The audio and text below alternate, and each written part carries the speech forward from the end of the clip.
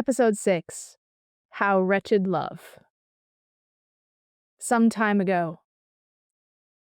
Vraska was getting on his nerves. "Jace," she said, "you have to stop doing this."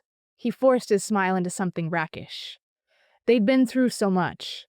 It made sense that there'd be friction, that the two of them might not see eye to eye, and the trauma they'd both sustained might have caused them to build new bulwarks that the other would need to learn to bore through. Jace told himself that Vraska wasn't trying to annoy him. She's just trying to do what she thinks is right, even if she was wrong.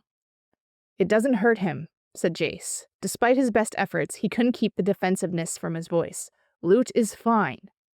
He keeps trying to hide from you." "He's a child," said Jace. "He doesn't understand, that's all." Jace saw Vraska's mouth tighten, but she said no more on the topic, and for that he was relieved. He didn't want to argue with her, didn't want to spoil this morning they had together, peaceful in a way so many of their days were not. The last few months spent crossing the multiverse had been hard. Without a spark, Vraska and Lute had to travel by omen paths, and Jace was forced to traverse the multiverse without the ease a planeswalker was accustomed to. They knew which omen paths would ultimately lead them to Tarkir, and from Tarkir to the meditation realm, thanks to Lute. Even with a map, though, the road was long and trying. Then, in a stupendous bit of bad luck, or had it been sinister design, he still didn't know, Lute had wandered into a moth-covered door, and all manner of chaos had followed from that. Jace told himself he needed to learn how to let go, if just a little. The fact that Vraska didn't seem to understand the necessity of Jace's actions wasn't something he held against her. The Gorgon sought redemption after the sins of her earlier life, having done evil in the name of the greater good, and come out regretting her choices. Of course she'd be resistant to what he was doing. Of course she'd worry. Jace expected nothing less. And if he was being honest with himself, he knew what he was doing was wrong. There was just no other way. Morning sunlight syruped through the blinds, gold as butter, limning Vraska's long frame as she sat curled on a stool beside the window, face averted. She was so beautiful that she made him ache. More than anything, he wanted her happy, wanted her safe, and for a while they had been.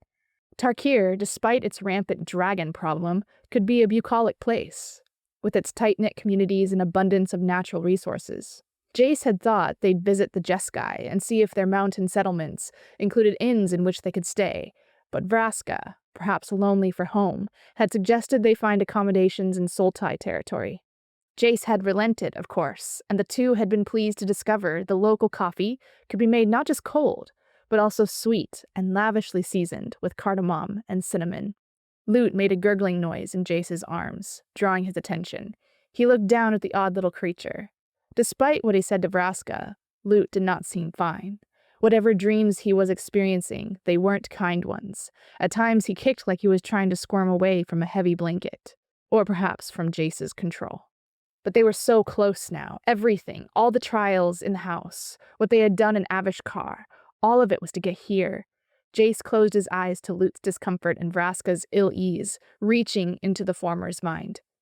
As he did, the multiverse unrolled like a map. Omen paths like constellations, the planes themselves like stars, bright against the shining steel of the child's mind. What an absolute wonder it was. If only he could show Vraska. Then she'd understand. "Jace, I don't want you reaching into my mind right now." He shook free of his reverie, startled by Vraska's proclamation, and, too late, Jace realized he'd said what he had only intended to think. The Gorgon stared at him without expression, and he just knew, what she was thinking and who she was thinking of. It was different with Chandra. I would never do that to Lute. Do what? Nearly lobotomize him? Gently, Jace returned Lute to the nest of blankets atop their bed. The Sultai innkeeper, perhaps more interested in being a chef than a businessman, had lent them a baby cot at no extra charge. In exchange, he'd only wanted to cradle Lute for a moment, declaring him adorable and a credit to his parents. All of this was said with the utmost sincerity, despite the clear physiological differences. Under different circumstances, it might have had Jace on guard. But the dead walked among the Sultai like they'd never left, so maybe they adhered to different standards here.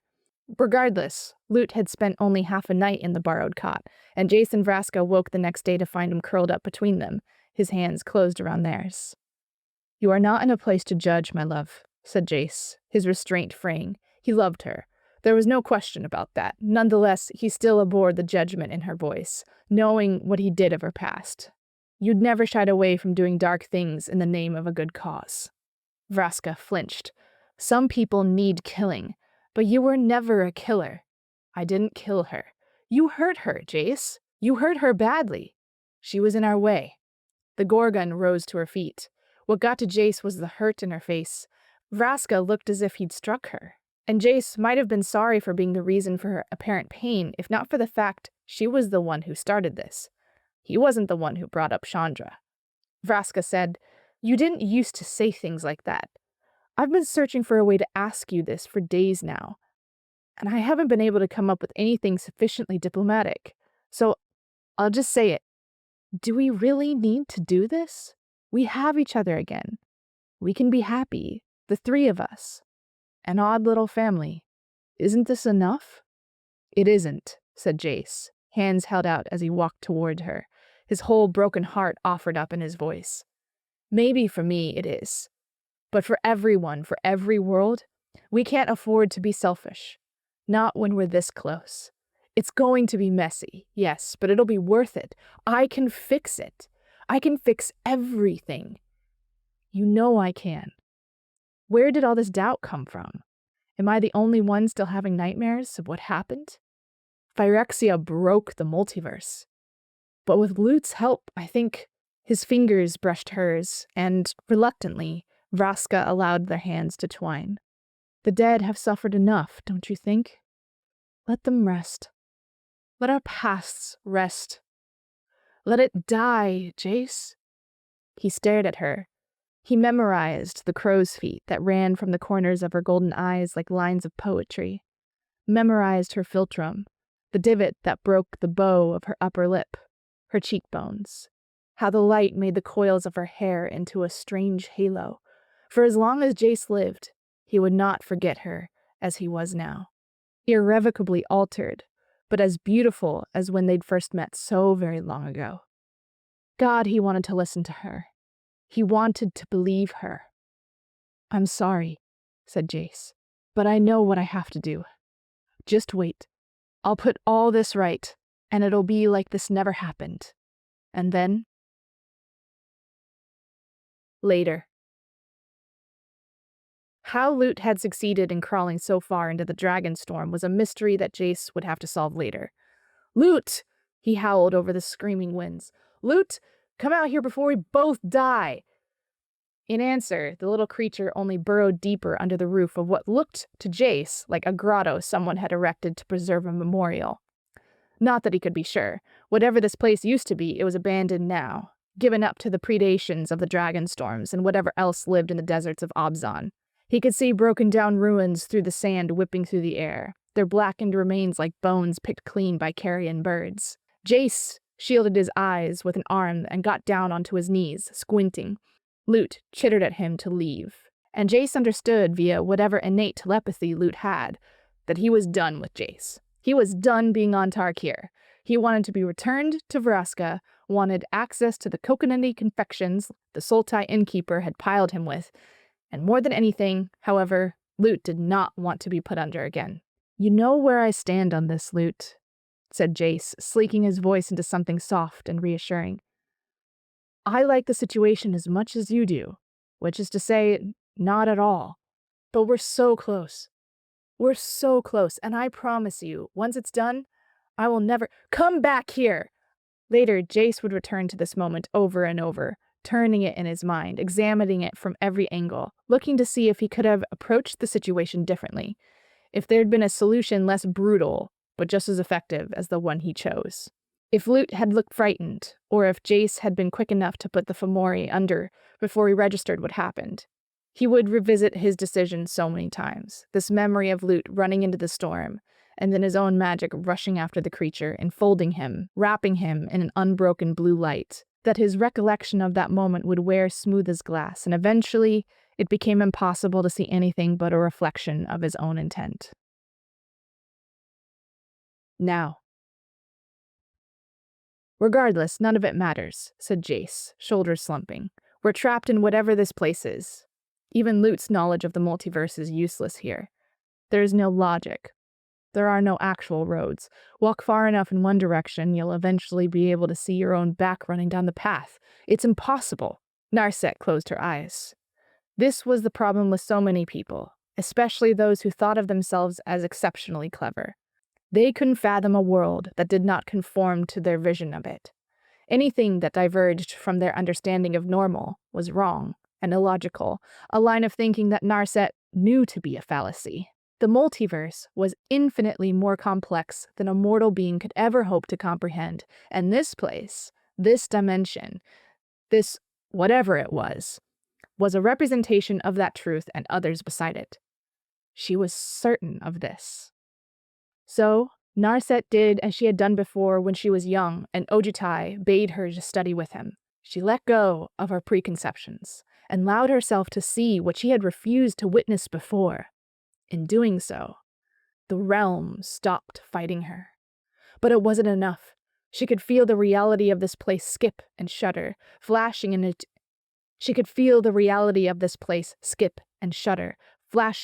new configurations as her companions endeavored to make sense of what they saw, like an animal trying to crawl away from a predator. Stop thinking so hard, said Narset in strangled tones, opening her eyes again, struggling to parse what she saw, what she understood now of this place. It's your thoughts that are trapping us in this shifting space. I need both of you to empty your minds.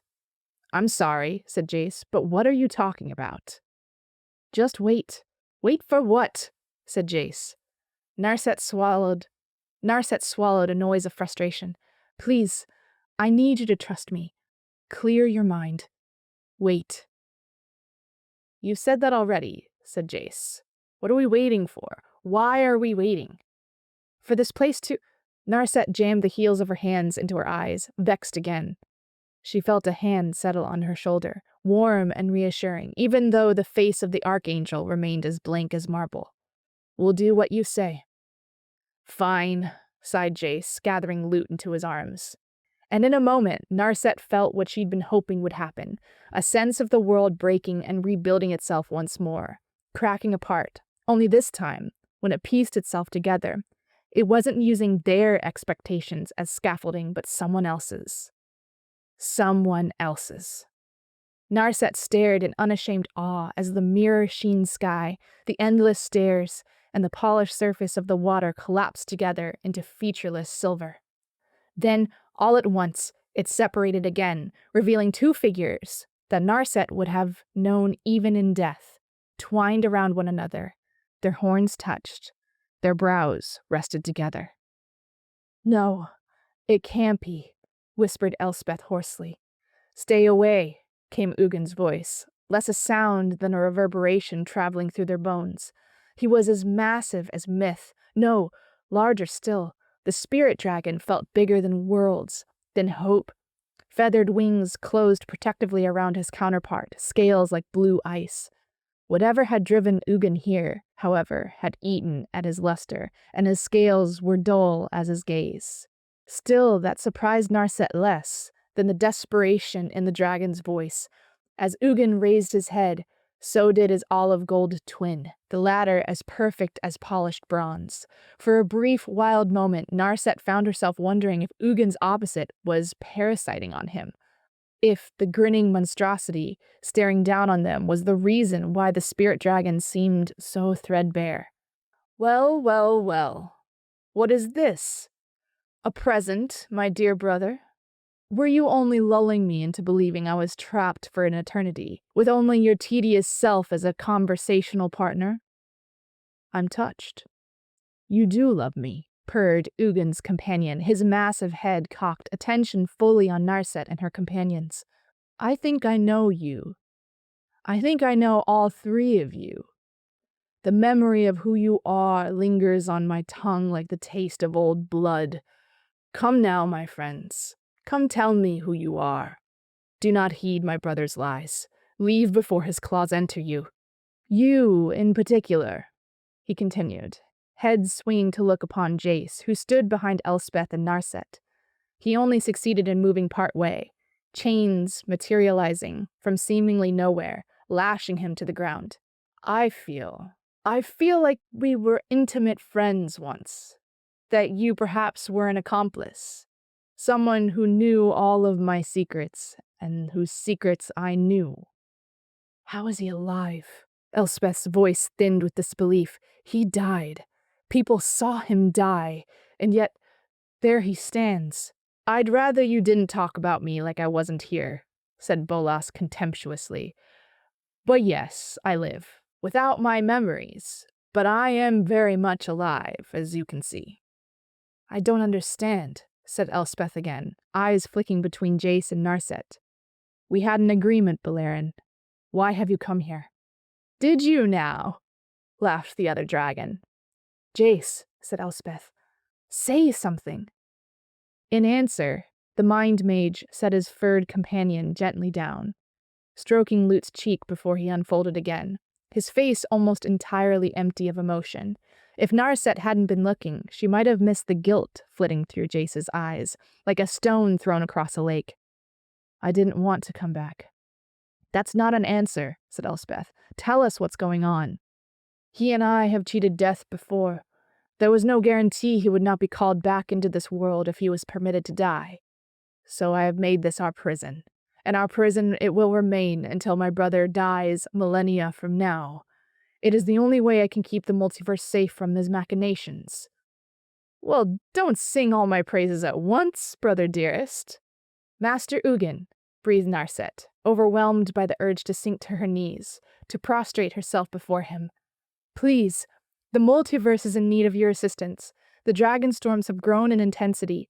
They've spread from Tarkir to the other planes. Soon all will be devoured if nothing is done. We've come to you seeking assistance, so please, help us. I cannot. All the air seemed to vanish from Narset's lungs. When she spoke again, her voice was ragged. Then tell us how to quell the Dragonstorms. If you can't help us yourself, at least tell us what we must do to stop them ourselves. Surely you can do that. Please. I do not know how long Tarkir will continue to stand. I am sorry, but there is nothing I can do. What is left of me is devoted to the task of keeping my brother contained. You must leave. Even this interaction puts his captivity in jeopardy. If my brother escapes, the Dragonstorms shall be the least of the multiverse's worries. I feel so loved, said Ugin's brother, smilingly. You'd risk the destruction of everything to keep me company? No, said Elspeth, stepping forward past Narset. I refuse to believe this. You can spare us a few moments of your time. It will cost you and Bolas nothing, and will buy us everything. We are not... Bolas, said the dragon in question, named at last, a sickly light irradiating his eyes. He turned to Ugin, his grin feline and ravenous. Is that my name? And what did they say yours is? Ugin, was it? Ugin and Bolas. Oh, those names have such a mythic quality to them. Such stories they must have told about us. Yes, I think I'm beginning to remember now. Leave, Ugin roared. Leave now before it is too late. Wait. Jace Balerion, what are you doing? Too late. Narset registered the rippling in the air just above Ugin's plated skull and the stillness of the man standing behind her. She'd thought Jace was as overcome as Elspeth and her. After all, this was an unprecedented epiphany, wasn't it? Everyone knew Nicole Bolas was dead, and Ugin, well, no one knew Ugin's whereabouts. It made sense that Jace would have been shocked into silence. But Bolas had called him accomplice, hadn't he? Even as those thoughts whirled through Narset's mind, Elspeth was taking wing, arrowing toward that distortion in the air. She heard Jace sigh, his illusionary double melting to embers. The mind mage corporealizing a hair's breadth away from the enormous gem suspended between Ugin's horns. The mind mage corporealizing a hair's breadth away from the enormous gem suspended between Ugin's horns.